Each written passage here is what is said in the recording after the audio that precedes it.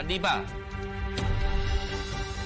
এনারা সকলে এতটা পথ পেরিয়ে এসেছেন, তুই সকলকে নিয়ে ভেতরে যা, যা ভেতরে যা। আমি মোড়ল কাকার সঙ্গে কথা বলছি। শোনো, আমি এখন ভেতরে যাব না। আর আমি কেন কথা বলবো না?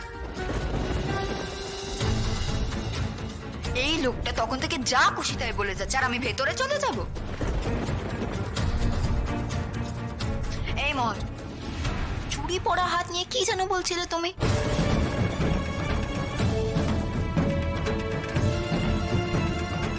চুরি পড়া হাতের জোর তুমি বোধহয় কখনো দেখোনি।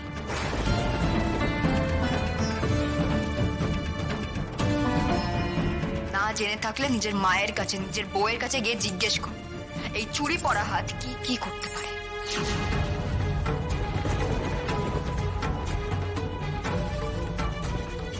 আমাদের এই 10 আঙুলে 10 আংটি পরা হাতের থেকে 10 গুণ বেশি জোর এই শিল নড়া পেশা হাতে।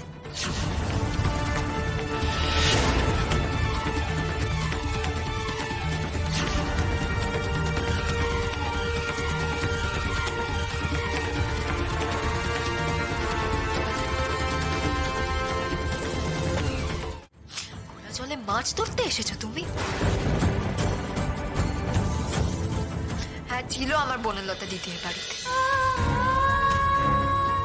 আর এই বাড়ির মানুষগুলো মন না ওই আকাশটার থেকেও বড়। তারা বিপদে পড়া মানুষদের জায়গা দিতে জানে। সেদিন যেমন দিয়েছিল বনলতা দিদিকে, আজ দিয়েছে আমাকে।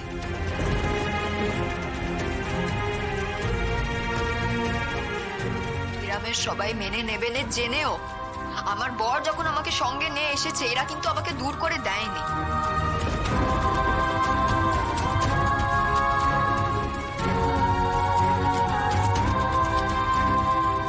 আর এক কেন কথা বলি সকলকে, এই যে এদের দেখছো না, এসো আমি, এদের মনও না তেমনই বড়।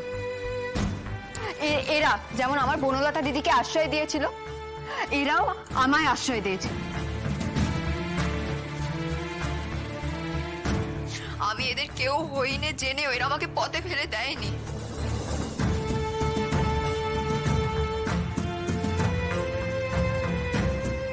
আমার বনলতা দিদি এদের বাড়ির বউ, এরা সব জেনে বুঝে ওকে নিজের বাড়িতে ফিরিয়ে নিয়েছে।